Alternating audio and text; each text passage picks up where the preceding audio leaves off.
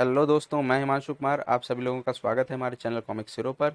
दोस्तों, हमारी आज की कॉमिक्स है राज कॉमिक्स की पेशकश तिरंगा की कॉमिक्स। दोस्तों, हमने तिरंगा की कॉमिक्स भी काफ़ी पढ़ी थी बचपन में। तो ये दोस्तों मैं बताना चाहूँगा, ये तिरंगा की पहली कॉमिक्स है जिसका नाम है दंगा।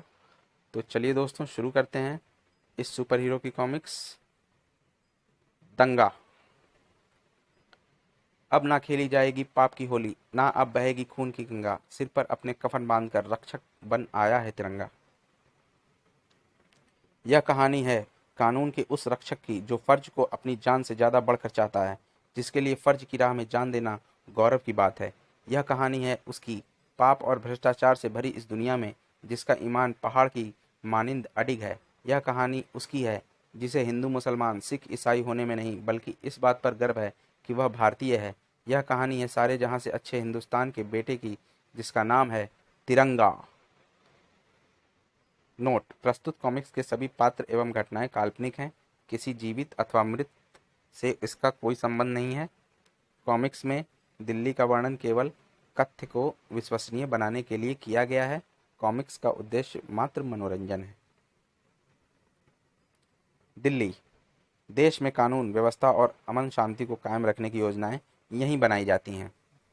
लेकिन इसी दिल्ली के किसी कोने में देश को आग में झोंक देने की वाली योजनाएं भी परवान चढ़ती हैं।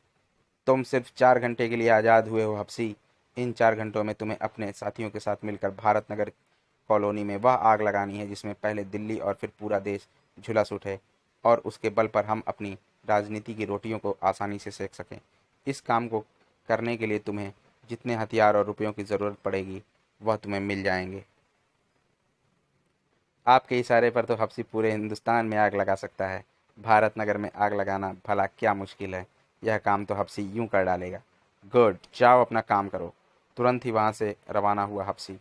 इधर वह पलटा अपने हाथ बांधकर खड़े खद्दरदारियों की तरफ। अपने गुट के सभी साथियों के साथ पूरे शहर में फैल जाओ और अफवाहों के घोड़ों को इतनी तेजी से दौड़ाओ कि कुछ ही देर में पूरा शहर जलता हुआ नजर आए। समझे? हाँ भाई जी। भारत नगर, जहां रहने वाले निम्न वर्ग के लोगों में हिंदू मुसलमानों की संख्या लगभग बराबर थी। सांप्रदायिकता की दृष्टि से यह इलाका अत्यंत संवेदनशील क्षेत्र की श्रेणी में आता है। और ऐसा इसलिए क्योंकि यहाँ रहने वाले निवासियों को भारतवासी होने में नहीं बल्कि हिंदू और जय श्री राम मुसलमान होने पर गर्व है। अल्लाह अकबर। लेकिन इन्हीं में जब आ मिलते हैं वो जो ना हिंदू होते हैं और ना मुसलमान, जिनको मजहब से नहीं आतंक फैलाने से मतलब होता है। क्या कह रहे हो भाई साहब? मेरा कहा एक एक शब्द सच है दोस्तों। मैंने खुद अपनी आंखों से देखा, उस मुसलमानी मोहल्ले में भारी मात्रा में असला पहुंच चुका है। वे बाबरी मस्जिद का बदला लेने के लिए उस मोहल्ले में मौजूद अपने सत्यनारायण मंदिर को उड़ाने का प्लान बना रहे हैं। सुनने वालों के खून में तो उबाल आना ही था। अगर ऐसा है तो हमने भी चूड़ियां नहीं पहन रखी हैं। हमारे मोहल्ले में भी तो उनकी मस्जिद है, उसे हम सिर उठाए खड़ा नहीं रहने देंगे। हाँ हाँ। यह उस क्षेत्र का दृश्य था जहां हिंदू आबादी अधिक थी, और यह था उस इलाके का हाल जहां मुस्लिम अधिक थे। जिसे मेरी बातों पर यकीन ना हो, हिंदू मोहल्ले में जाकर अपनी आंखों से देखा है कि किस कदर वे लोग अपनी मस्जिद पर हमला करने की तैयारी में जुटे हुए हैं। होश में आओ मेरे मुसलमान भाइयों और अल्लाह का घर बचाने के लिए कुछ करो। और कुछ ना कर सके जो कुछ ना कर सके उसे मुसलमान कहलाने का कोई हक नहीं। उन शब्दों ने मानो सभी के जमीर को ललकारा था। एक झटके से सभी की जलती हुई निगाहें पास ही स्थित उस मंदिर की तरफ उठ गई थीं। मैं चलूं, मेरा काम तो हो गया। सच्चे मुसलमान जो थे सभी, अफवाह रूपी जाल फैलाने वाला वह शैतान वहां से खिसक कर जल्दी ही अपने अन्य साथियों के पास जा पहुंचा। पंडित के भेष में मुझे भला मंदिर में घुसने से कौन रोकता। आराम से मंदिर में घुसा और नारियल रूपी बम भगवान के चरणों में चढ़ाकर वापस लौट आया। मुल्ला के रूप में मुझे मस्जिद में नमाज पढ़ने के लिए जाने से कौन रोकता। वहां मौजूद लोगों को भनक भी ना लगी कि मैं मस्जिद में नमाज पढ़ने नहीं, बम रखने आया हूँ। गुड, तुमने अपना काम बड़ी होशियारी से किया। अब मुझे अपना काम करना है और मेरा काम है अपने अंगूठे को सिर्फ थोड़ी सी जहमत देना। रिमोट का बटन दबा और हुए दो धमाके, बड़ाम बड़ाम, जो मंदिर मस्जिद में नहीं लोगों के दिलों में हुए थे। यह मुसलमानों का काम है, हिंदुओं के सिवा इस काम को कोई कर ही नहीं सकता। धार्मिक उन्माद ऐसा बढ़ा कि दोनों समुदाय के लोग सड़कों पर निकल आए। चीख पुकारों से भारत नगर का चप्पा चप्पा गूंज उठा, मारो मारो। और यह चीख पुकार इस बात की द्योतक थी कि भड़क चुका था दंगा। भारत नगर पुलिस स्टेशन में, कुछ कीजिए सर, पूरा भारत नगर दहकता जा रहा है। अगर जल्द ही दंगे पर काबू ना पाया गया तो यह आग ना जाने किस किस को निगल ले जाएगी। मैं हेडक्वार्टर से संपर्क स्थापित करने की कोशिश कर रहा हूँ हवलदार रामनाथ, लेकिन लगता है वायरलेस में कोई गड़बड़ी आ गई है। ओह, तो फिर आप थाने में मौजूद स्टाफ को आदेश दे दीजिए सर कि वे मेरे साथ दंगा रोकने का प्रयास करें। हाँ, ये हो सकता है। तुम थाने के सभी पुलिसकर्मियों को लेकर दंगा रुकवाने पहुंचो। Okay sir. अपने ऑफिसर को सैल्यूट करके तेजी से बाहर को लपका हवलदार रामनाथ। जब वह अन्य पुलिसकर्मियों के पास पहुंचा तो, तुम्हारा दिमाग खराब हो गया है रामनाथ। दंगा जिस रूप में भड़का हुआ है उसके बीच में तो कूदना सीधा मौत के मुंह में छलांग लगाने के समान है। इसलिए दंगे को रोकने का विचार त्याग दे और हमारे साथ बैठकर ताश खेल। क्रोध से सूखे पत्ते की तरह ही तो कांप उठा हवलदार रामनाथ। तुम सब कायर हो, बेईमान हो, अपने फर्ज से मुंह मोड़कर दुनिया को धोखा दे रहे हो। लेकिन मैं तुम जैसा नहीं, सुना तुमने, मैं तुम जैसा नहीं। मैं इस पवित्र वर्दी की लाज रखूंगा। बेचारा फर्ज का मारा, मैं अकेला ही जाकर दंगा रोकूंगा। नया नया बदली होकर आया है ना, इसलिए इसे इस थाने के रूल नहीं जानता। अगर जानता होता तो फर्ज के नाम के गीत ना लापता। अपने फर्ज को निभाते हुए अपनी जान को हथेली पर रखकर दंगाग्रस्त इलाके में आ पहुंचा वह सच्चा सिपाही। रुक जाओ, मैं कहता हूँ रुक जाओ। बंद करो ये इंसानी लहू को पानी की तरह सड़कों पर बहाना। बंद करो, बंद करो यह शैतानियत। शैतानियत के उस रूप को देखकर तो हवलदार रामनाथ का संपूर्ण अस्तित्व ही कांप उठा।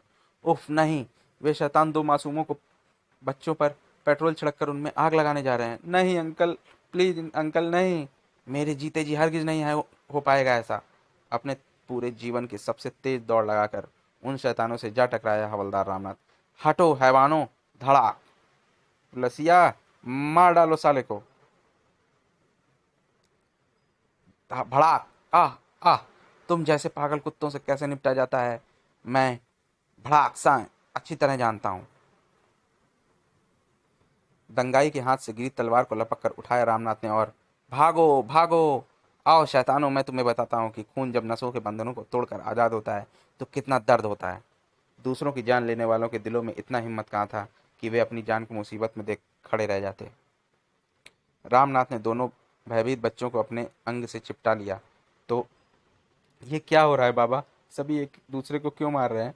हिंदू और मुसलमानों में दंगे हो गए हैं बेटा। ये हिंदू और मुसलमान कौन होते हैं बाबा? मास्टर जी तो कहते हैं हम सब भारतवासी हैं। बच्चे के सवाल ने झुरझुरी सी दौड़ा दी हवलदार रामनाथ के जिस्म में। चीख ही पड़ा वह। गलत! तुम्हारे मास्टर जी गलत कहते हैं मेरे बच्चे। वे शायद नहीं जानते कि हम सब भारतवासी नहीं। हम में से कोई हिंदू है, कोई मुसलमान, कोई सिख और कोई ईसाई है। हमारा भारत से कोई संबंध नहीं। अगर संबंध होता तो क्या हम यूं खून बहाते? क्या हम ये आग लगाते? क्या हम जाति धर्म के नाम पर शैतान बनते? शैतान? ये शैतान वही होता है ना बाबा, जिसे हम कॉमिक्स और कहानियों में देखते पढ़ते हैं। हाँ वही मेरे बच्चे, उसी शैतान की बात कर रहा हूँ मैं। लेकिन वह शैतान आज सिर्फ कॉमिक्सों और किस्से कहानियों में ही नहीं रह गया है। आज वह सड़कों पर उतर आया है, जाति धर्म और भाषा के लिए लड़ते इन इंसानों के रूप में। अरे! अचानक बिच्छू काटे सा चौंका हवलदार रामनाथ। और उसके चौंकने का कारण था वह चेहरा। हफ्सी! हफ्सी उस वैन में कैसे? उसे तो हवालात में बंद होना चाहिए था। मैंने उसे अपने हाथों से वहां बंद किया था। क्या रहस्य है ये? मुझे थाने में जाकर पता करना चाहिए। दोनों बच्चों को एक घर में सुरक्षित छोड़कर जब वह पुलिस स्टेशन पहुंचा। हफ्सी यहाँ साहब के साथ? आओ आओ हवलदार रामनाथ, लगता है चौक पर मुझे देखने के बाद वहां से भागते हुए सीधा यहीं आ रहे हो। पुराना जिस्म है, थक गया होगा, लो ये ड्रिंक्स ले लो। रामनाथ को सारा माजरा समझने में एक पल भी तो नहीं लगा। इसका मतलब हफ्सी को जानबूझकर हवलदार से रिहा किया गया था ताकि ये खुलेआम दंगा भड़का सके। लेकिन कोई इसे पहचान के इस पर दंगा भड़काने का इल्जाम लगाए तो यह दलील दी जा सके कि हफ्सी तो हवालात में बंद था। काफी समझदार हो रामनाथ, सब कुछ एक पल में ही समझ जाते हो। लेकिन यह बात दूसरों को मत समझाना, क्योंकि इससे तुम्हें कुछ नहीं मिलने वाला। जबकि दबाने में लाखों का फायदा है, 1 लाख ठीक रहेगा ना तुम्हारे लिए?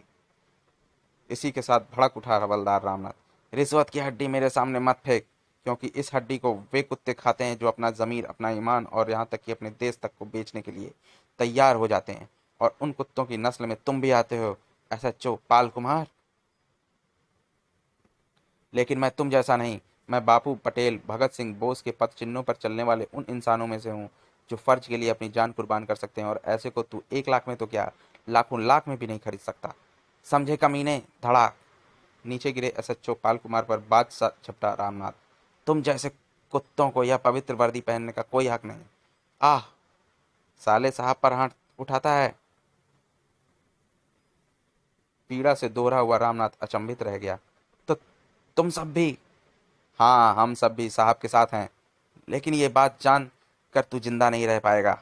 मारो और मार डालो इस साले को, मारो, मार डालो। धां। कानून के घर में कानून के एक रखवाले को कानून के रक्षक ही मार देने पर उतारू थे। आह! कुछ पलों में ही। अभी ये मरा नहीं है साहब। इसे खत्म कर दें, वरना ये हमारे बारे में सारी दुनिया को बताता फिरेगा। धड़ाम। नहीं नहीं, इसे थाने में मारना ठीक नहीं। तो फिर मुझे एक मौका दो, मैं इसे किसी को कुछ बताने लायक नहीं छोड़ूंगा। हिंसक ढंग से आगे बढ़ा हफ्सी ने। दरिंदगी और खूंखारता की सभी सीमाएं पार कर दी। अब ये ना कभी बोल पाएगा और ना चीख लिख पाएगा। जल बिन मछली की भांति छटपटाते हवलदार रामनाथ का शरीर अब निश्चल पड़ा था। इसे ले जाकर दंगा ग्रस्त इलाके में फेंक दो। कल के अखबार में यह खबर छपेगी कि बहुत से लोगों के साथ एक हवलदार भी दंगाइयों की चपेट में आ गया। लेकिन ठहरो, इसे ले जाने से पहले हापसी को हवालात में बंद कर दो, क्योंकि अब मैं हेडक्वार्टर सूचना भेजकर दंगाग्रस्त क्षेत्र में पीएसी भेजने को कहने जा रहा हूँ। दंगे में मरे इंसानों की लाशों के बीच फेंक दिया गया हवलदार रामनाथ का शरीर लावारिशों की तरह। पीएसी पीएसी आ जाने के बाद भी ना रुके दंगे। ना थमा इंसानियत का रोना, ना थमा शैतानियत का नंगा नाच, ना ठहरी तबाही, ना खत्म हुई वह दहशत, हैवानियत, दरिंदगी। भारत नगर में कल शाम भड़के दंगों पर पुलिस और पीएसी के हस्तक्षेप के बाद भी काबू नहीं पाया जा सका है। रात कर्फ्यू लगा देने के बावजूद भी दंगाई दंगा करने से नहीं चुके। अब तक 200 लोगों के मारे जाने और सैकड़ों के घायल हो जाने की खबर है। प्रधानमंत्री ने स्थिति का जायजा लेते हुए दंगाइयों से कड़ाई से निपटने और उन्हें देखते ही गोली मार देने का आदेश दिया है। विपक्षी नेताओं ने कहा है कि सरकार इन दंगों के प्रति उदासीन है। उन्होंने कहा है कि अगर सरकार इन दंगों को रोकने के लिए कोई उचित कदम नहीं उठाएगी तो इन दंगों को कौन रोकेगा। मैं रोकूंगा इस दहशत के तूफान को। मैं रोकूंगा उस शैतानियत की आंधी को। मैं रोकूंगा हैवानियत के इस नंगे नाच को। दंगाग्रस्त इलाके में उधर उस बड़ी हवेली में बहुत से आदमी मौजूद हैं। अगर हम किसी तरह उसे उड़ाने में सफल हो जाएं तो एक झटके में ही ले सकते हैं अपने सैकड़ों भाइयों का बदला। लेकिन उस हवेली को उड़ाने के लिए वहां तक पहुंचा कैसे जाए? बीच में तो पुलिस खड़ी है। ठहरो, मैं करता हूं इसका इंतजाम। ये लगाई मैंने इस लंबे पतीले में के गुच्छे में आग। पलीता सुलग उठा। और फिर दोस्तों, हमारा दंगे का पार्ट 1 यहीं पर समाप्त होता है। आपको ये कॉमिक्स कैसी लगी हमें कमेंट सेक्शन में ज़रूर बताएं, और हमारे चैनल को सब्सक्राइब करना ना भूलें। अब हम मिलते हैं दंगा के पार्ट 2 में, जिसका लिंक इसके डिस्क्रिप्शन में दिया हुआ है। आप इसे वहाँ पर खोलकर पढ़ सकते हैं। धन्यवाद।